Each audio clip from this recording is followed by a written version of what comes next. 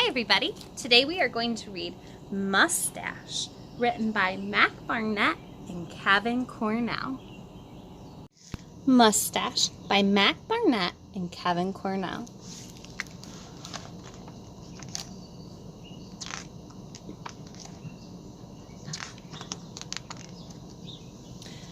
Duncan was a terrible king, but he was terribly handsome. Look at him, he's looking in a mirror. "Don't I look wonderful?" said King Duncan. "Yes, sire," said his royal advisor. He spent every royal day admiring his royal reflection and not really doing much else, which is why his kingdom was a royal mess.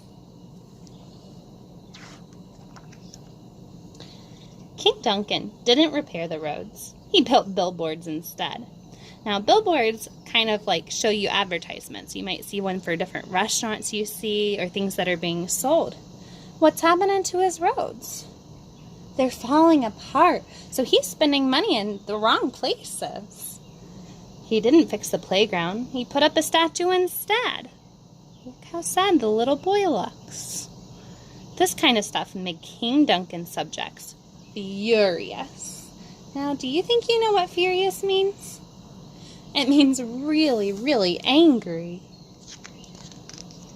So one day his subjects stormed the castle. "We need roads! We need swings! Do something for us, King Duncan," they shouted. "For you?" said the king. "Yes," said the little girl. The king was quiet. "Come back in a week," he said. Look at some of these signs. They say, "No roads, no smithing." Smithing is one of the things they had to do way back then to create weapons or pitchforks or different things that they needed. "Slides should not explode." How silly. Read our signs.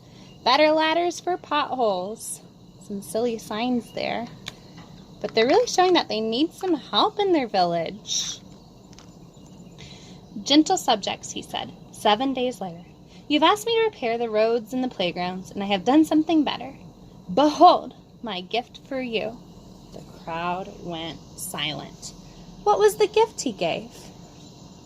A picture of him, but they really need things fixed. Oh dear. King Duncan, what are you gonna do? "That's it," said the little girl. "Yes," said the king. "Oh." The king grinned. The crowd left and the sun set. How do you think those townspeople are feeling? Yeah, probably pretty yucky. They're probably feeling really upset and angry that their voices aren't being heard. The next morning, the king's gift looks like this. Do you notice the difference? Somebody drew a mustache on him. Oh no. King Duncan was furious. Remember, that means super angry. "I must catch this vandal," he screamed. "Yes, sire," said his royal advisor. "And put him in jail," screamed the king. "Yes, sire," said his advisor. Or her in jail," said the king. The king is so angry. He does not love that mustache they drew on him. So King Duncan had his royal advisor nail posters to every wall in the kingdom. "Wanted, whoever drew a mustache on this terrific banner. Rewards." King Duncan soaked in his royal hot tub and waited for someone to turn in the culprit. "It should be any minute now," said the king. "Yes, sire," said his royal advisor. But overnight, something happened. Look closely. What do you see? Mustache, mustache, mustache, mustache, mustache, mustache, mustache. Uh-oh. King Duncan was outraged. You know, furious means angry.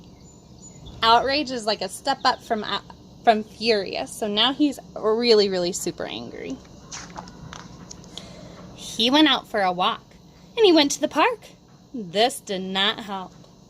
So he slouched in his royal throne. "Look at my wonderful face," he said. "Who could do this to me?" "I don't know, sire," his royal advisor replied.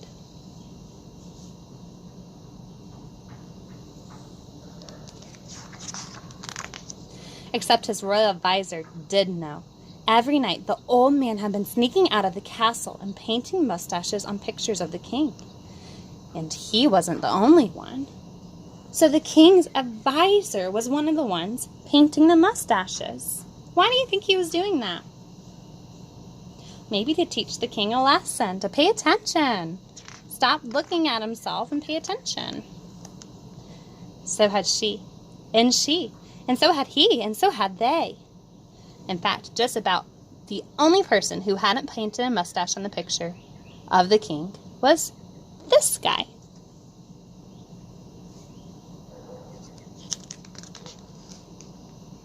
Never mind. There were mustaches everywhere. The king was having a hard time dealing with it all. Look how upset he's looking. He does not like this, does he? One night he lay awake in his royal waterbed. I know what I'll do, he thought. I'll trick the culprit into revealing himself. Or herself, he added 5 seconds later. The next day he called all his royal subjects to the royal castle. My gentle subjects, he said, you have all been playing a joke on me, and I have found this joke hilarious. So if the person who's been drawing mustaches on my picture would just raise his or her hand, we can all laugh and there will be no punishment. Do you think he's telling the truth? Do you think he's going to laugh about it, or do you think he's going to trick them and arrest them? Let's find out. Oh my goodness, look at the king's face. He's shocked. You're all going to jail, screamed the king. All of us? Asked the little girl. All of you, screamed the king. Oh, but the jail wasn't big enough to hold them all. Not even close. So the king made the jail bigger and bigger and bigger until it could hold everyone. And every day the king sat on his royal throne, and the only free man left in the land. We sure showed them, said King Duncan to his reflection. His reflection was silent. His reflection, though handsome, was not very good company.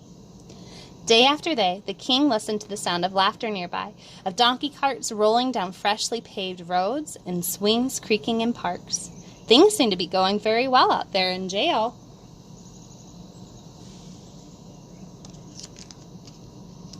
He slumped, he sighed, he felt a little alone.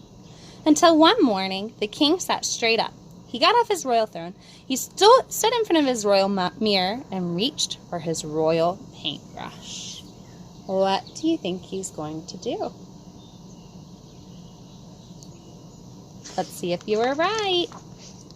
And he painted a mustache on his own royal face. And it looked pretty good. The end. Thanks for reading Mustache with me today by Mac Barnett and Kevin Cornell. What I learned from this story was that the king, he was so focused on himself, he wasn't fixing the things around the kingdom and made everybody really upset.